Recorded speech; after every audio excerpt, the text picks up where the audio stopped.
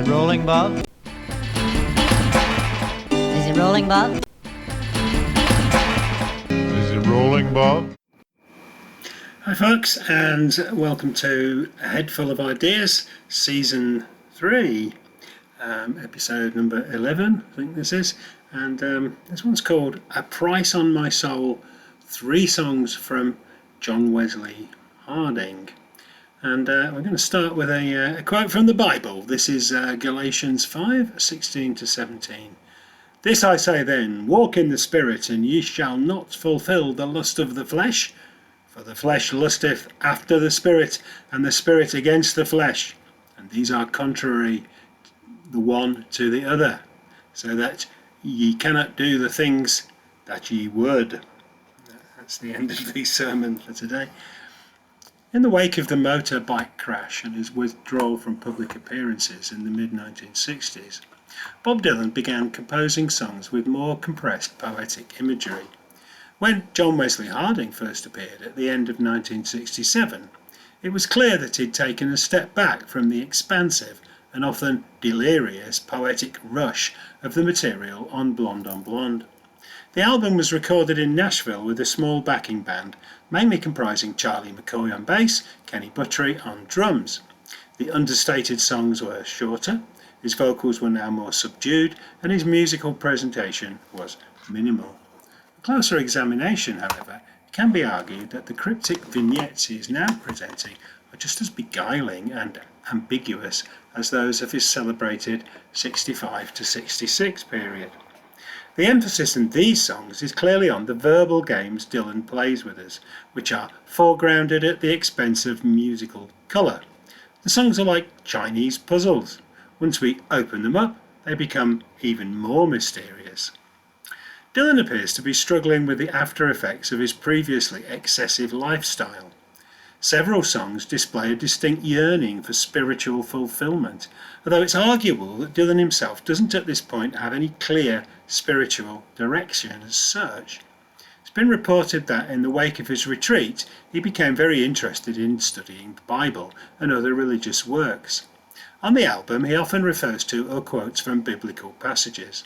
In places, his tone imitates the grand style and lexicon of the King James Bible. John Bunyan's classic religious allegory, The Pilgrim's Progress, and other religious works, particularly St. Augustine of Hippo's Confessions, are other influences.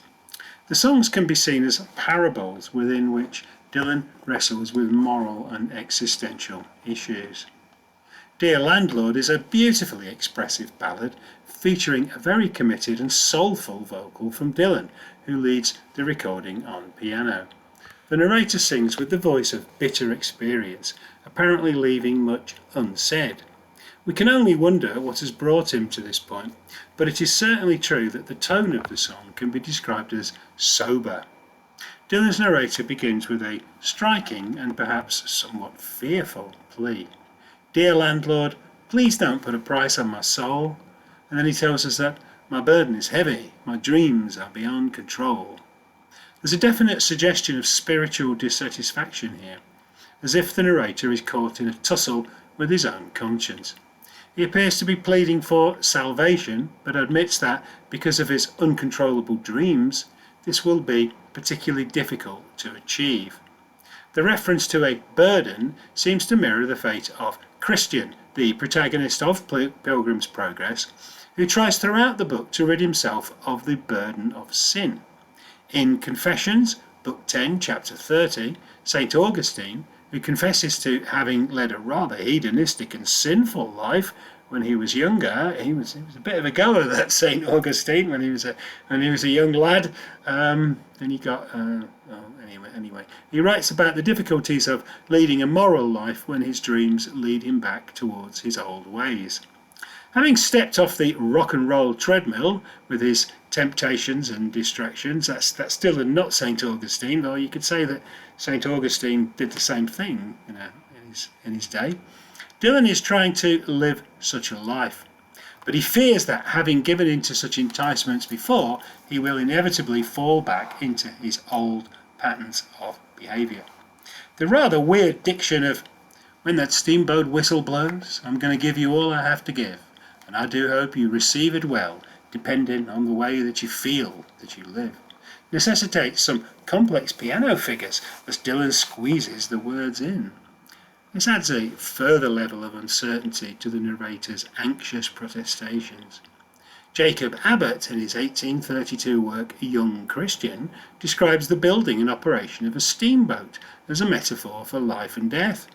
In country pioneer Roy Acuff's song Steamboat Whistle Blues, the narrator laments not being able to hear the familiar Mississippi steamboat whistles as he is incarcerated in jail. This steamboat could be interpreted as the whistle that blows at the end of life, or the whistle that sets the ship of life in motion.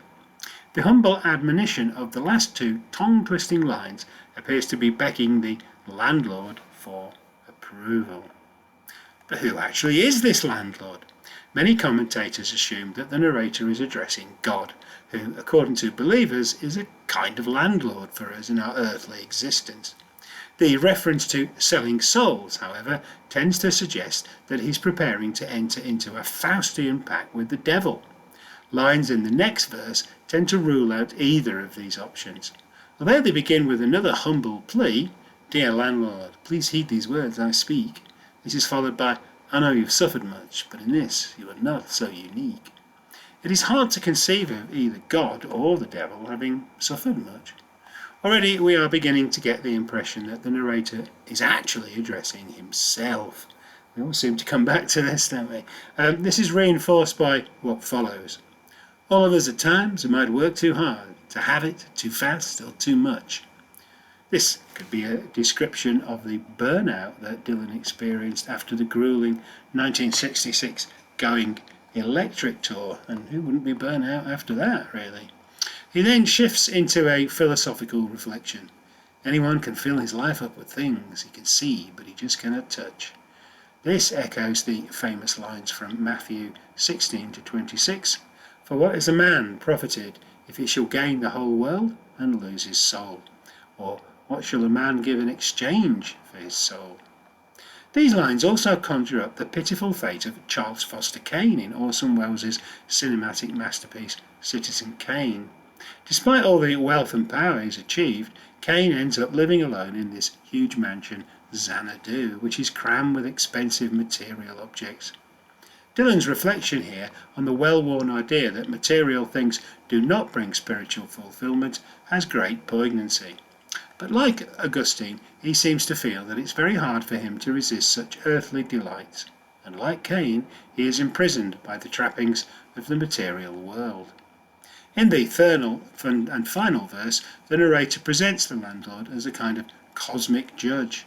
"Please don't dismiss my case," he pleads. "I'm not about to argue. I'm not about to move to no other place." He's determined to stand firm on his principles, but he remains desperate for the landlord to accept him. Then, as in the previous verse, he universalizes his situation. Now each of us has his own special gift, and you know this was meant to be true. You can find an echo of this in Corinthians 7:7, but each of us has his own special gift from God, one of one kind and one of another.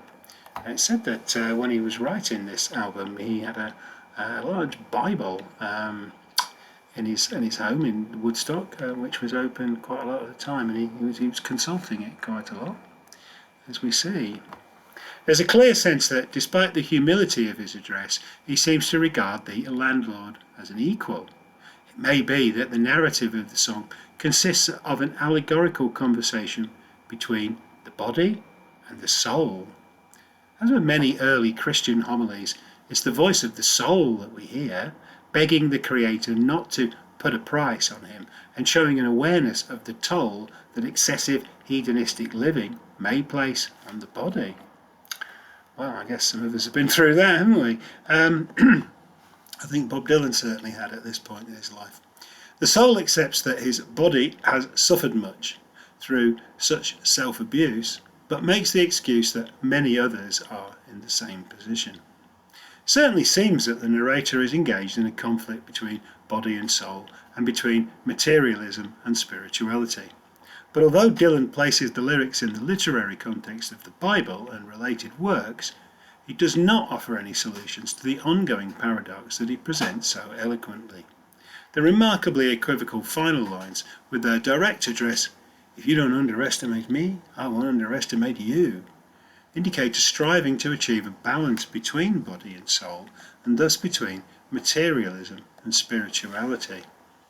This struggle is not only ongoing, but will continue to be so forever.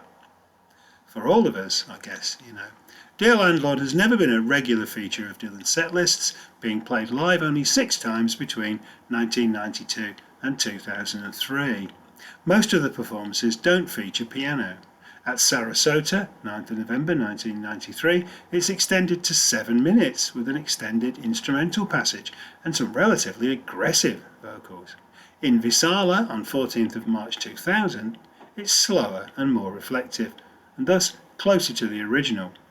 The final live performance of the song at Hammersmith Apollo, 24th of November 2003, is marked by very distinctive guitar stylings by Freddie Coella. Most cover versions, like that of Fairport Convention, featuring the amazingly wonderful Sandy Denny on vocals, and Joan Baez, are smooth and melodic, although covers by Joe Cocker and Janis Joplin do adopt a more forceful and soulful approach. I guess Joe Cocker and Janis Joplin tend to do that with everything, don't they? The deeply reflective I Dreamed I Saw St. Augustine presents a considerable contrast. Whereas Dear Landlord expresses defiance and a determination to continue to struggle, here the narrator experiences a terrifying vision of spiritual desolation, which cannot be overturned. Yet the raw terror of the song is restrained by its warm and expansive melody, which is derived from the early 20th century protest ballad Joe Hill, a song about a victimized union leader who is executed by the US authorities for stirring up workers in revolt. Joan Baez performed this song at the Woodstock Festival in 1969. It's perhaps ironic that Dylan chose to frame this mysterious song around a protest ballad about a martyred figure, when he himself had written songs about Hattie Carroll, Emmett Till, John Brown and Hollis Brown, all in their way martyrs, whether real or fictional. The first line of Dylan's song, I dreamed I saw St. Augustine, alive as you or me, is almost identical to the first line of Joe Hill, I dreamed I saw Joe Hill last night, alive as you or me. In the narrator's dream, he pictures Augustine in a state of spiritual confusion, which has spilled over into outright panic. The saint is glimpsed tearing through these quarters in the utmost misery. The archaic sounding tearing through suggests that Augustine is not only going too quickly, but is destroying everything in his path, while the use of the equally old-fashioned quarters to indicate a living space places the whole scene in some mythical scenario in the distant past. Again, Dylan is mining the King James Bible. Exodus 13:7, when outlining the rules about what is kosher, states that unleavened bread shall be eaten 7 days, and there shall no leavened bread be seen with thee, neither shall there be leaven seen with thee in all thy quarters. And there's no doubt Dylan has actually been looking at this kind of language and putting it into his songs. In the narrator's vision, St. Augustine is said to have a blanket underneath his arm and a code of solid gold, and to be searching for the very souls whom already have been sold. And we've already seen, haven't we, looking at the last song, that Dylan does tend to identify with St. Augustine. This guy who, when he was young, kind of really went for it in terms of the equivalent of sex, drugs and rock and roll that was around in the 5th century, and came to regret it later on to some extent, or he certainly had to deal with it. He appears to be engaged in an utterly futile task in his battle with the devil, who has already claimed the souls he was trying to save. The strange and perhaps impossible image of a coat of solid gold seems to suggest that he is, like the coat, impermeable to outside influences. The blanket underneath his arm may imply that he is planning to engage on a journey in search of those lost souls. Dylan is not depicting Augustine as a figure whose faith sustains him, but one who is caught up in utter confusion. The narrator's dream may well be a mirror of the state of his own soul, focusing on Augustine's failed attempt to bring salvation. Augustine, having failed to locate any souls to save, continues his increasingly desperate search with a vain appeal. "Arise, arise," he cried so loud, in a voice without restraint. He then appeals to all the gifted kings and queens to hear his sad complaint. His complaint is that no martyr is among ye now, whom you can call your own, so go on your way accordingly, and know you're not alone. Arise, ye, and accordingly, all commonly used in the King James Bible. Augustine's search for a martyr, however, will be in vain. By this point in his career, many fans saw Dylan as a prophetic figure who could provide them with spiritual guidance. Dylan wasn't very happy about being treated like that. He saw himself as a songwriter rather than a preacher or anything like that, I guess. The song can be taken to indicate Dylan's own refusal, however, to martyr himself. But the narrator has internalized his feelings of guilt and is trying to discover a way of escaping from them. Augustine's ineffective quest may represent his own inner failure to come to terms with the conflict between material and spiritual worlds. In the final verse, he now dreams that he sees Augustine alive with fiery breath. Job 31-34 gives a graphic description of the monster Leviathan, a huge fire-breathing dragon. In the dream, the saintly Augustine has been transformed into a supernatural being. We are also told that I dreamed I was amongst the ones who put him out to death. Again, Dylan's use of language sounds oddly archaic. The confession of responsibility for Augustine's martyrdom is somewhat ironic because Augustine had himself been searching for suitable martyrs. In real life, the saint died of natural causes. But here the figures of Augustine and Joe Hill are merged in the narrator's fevered imagination. The dream vision ends abruptly, leaving the narrator bereft. Dylan delivers one of his most memorable closing couplets. I awoke in anger, so alone and terrified. I put my fingers against the glass and bowed my head and cried. His attempt to put his sinful life behind him has failed. At the Isle of Wight Festival in 1969, the song's performed for the only time with the band, who provide a rich musical setting with stirring backing vocals by Richard Manuel and Rick Danko. This gives a beguiling glimpse of what John Wesley Harding would have sounded like if the band had backed Dylan up in the studio. The song is later given a more upbeat arrangement for the Rolling Thunder Tour, in which it is performed with Joan Baez. It is later revived with Tom Petty and the Heartbreakers in 1986, when it reverts to a slower pace. As with Dear Landlord, in live performance it's extended to allow for instrumental flourishes. Performances on the Never Ending Tour are actually quite rare. At Cork on 16th of June 2011, it's given an impressively restrained and impeccably delivered outing.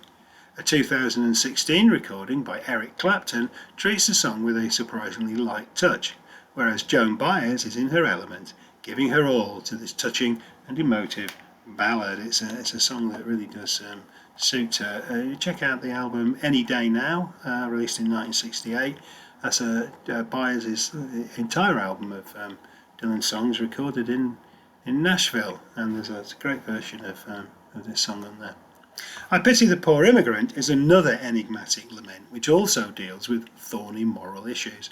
It has a distinctive flowing melody which is derived here from the traditional Scottish ballad Tramps and Hawkers, and it's delivered calmly and reflectively. As with Augustine, there's a considerable contrast between the darker elements of the text and the lugubrious way they are sung. But the moral panic of the previous song is replaced here by profound compassion. It begins fairly straightforwardly.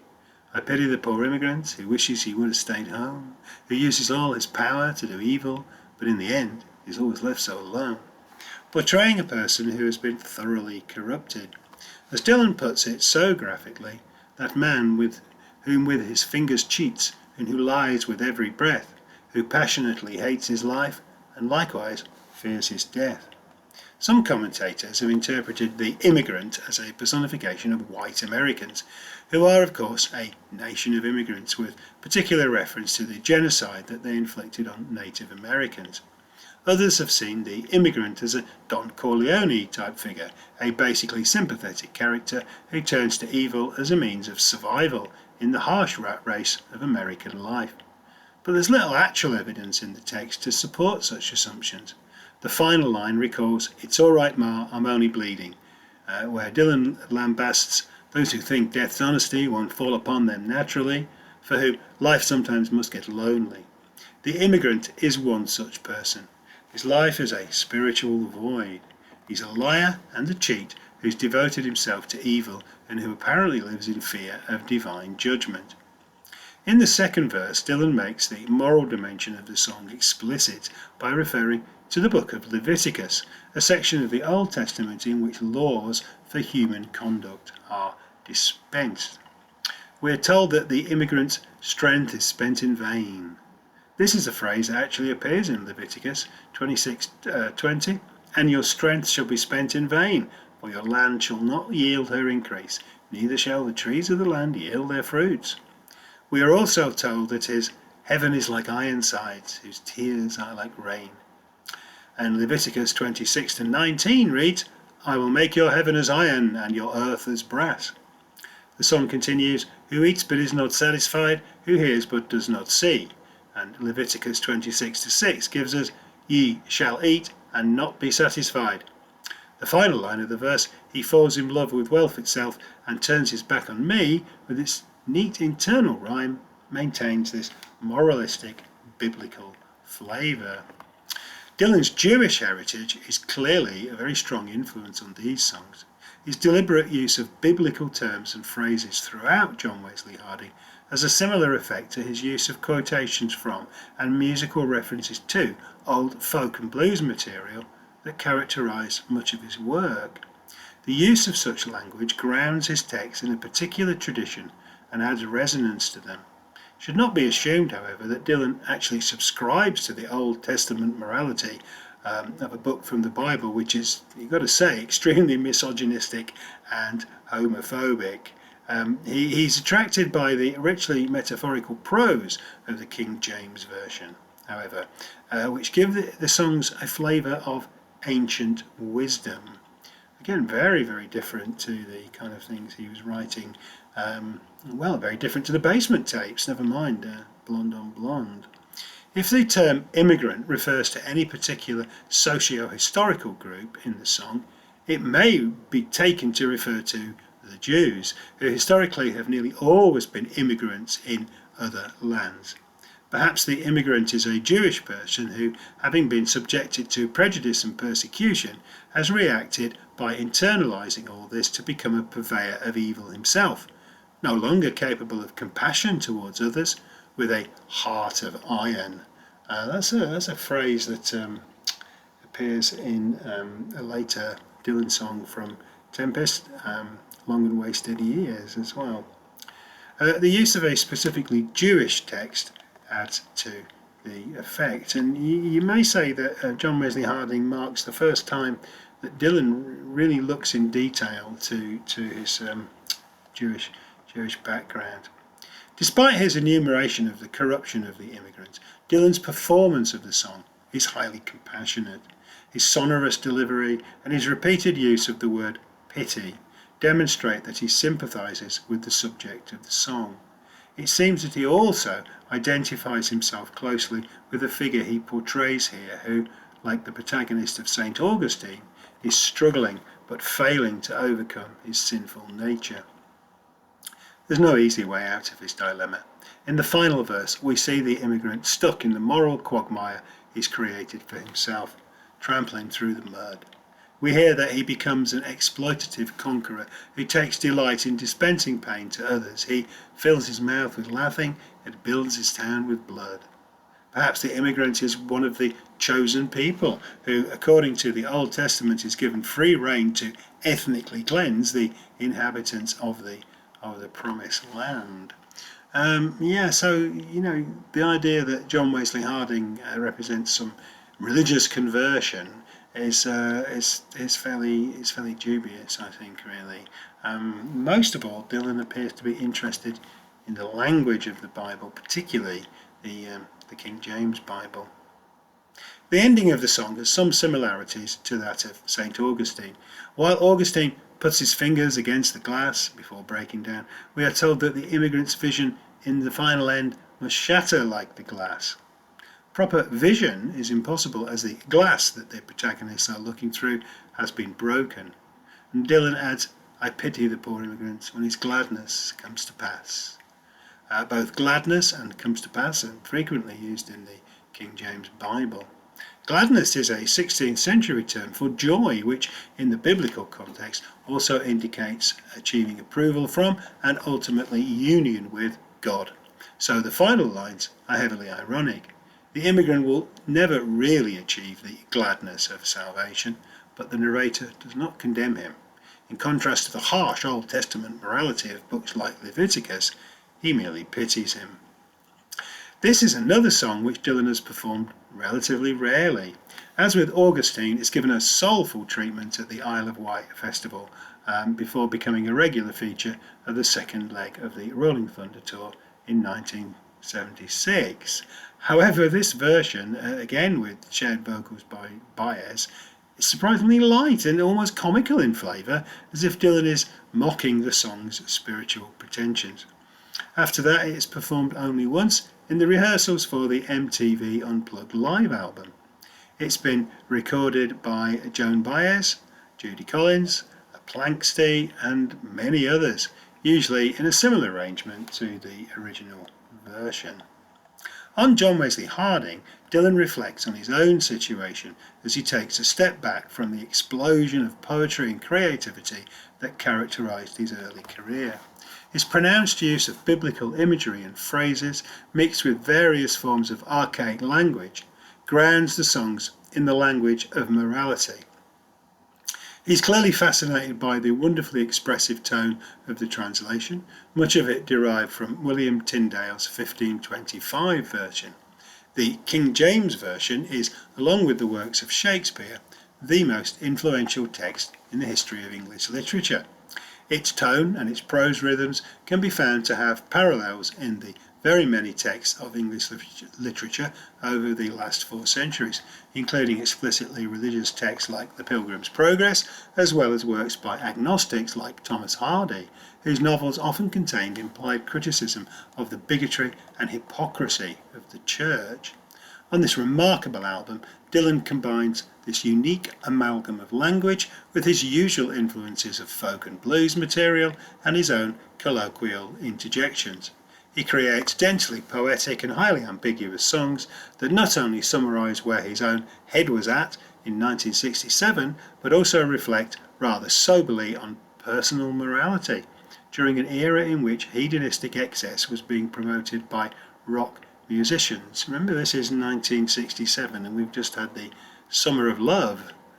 The songs appear to be a deliberate attempt to stand back from the psychedelic craziness that his early songs had actually done quite a lot to encourage. But this does not imply that Dylan had experienced any kind of religious conversion, as we've said. That, of course, was to come, but much later. However, he now engages seriously for the first time with the themes of redemption and salvation, which will feature very strongly in his future work. Calm and quiet as the songs are, they indicate that he's setting himself on a path of religious and spiritual exploration, which will loom large for the rest of his career. Yes, well, I do hope you enjoyed that deep dive into some of the songs from John Wesley Harding. I'll be returning to other songs from that album at some future point. And that's about it for today. So don't forget to like and subscribe. And again, comments, any comments on this would be extremely appreciated. You can put them on YouTube, you can put them on my website, some of the Facebook groups that I'm in, that kind of thing. So see you next time. Bye. Is it rolling, Bob? rolling, Bob? Is it rolling, Bob?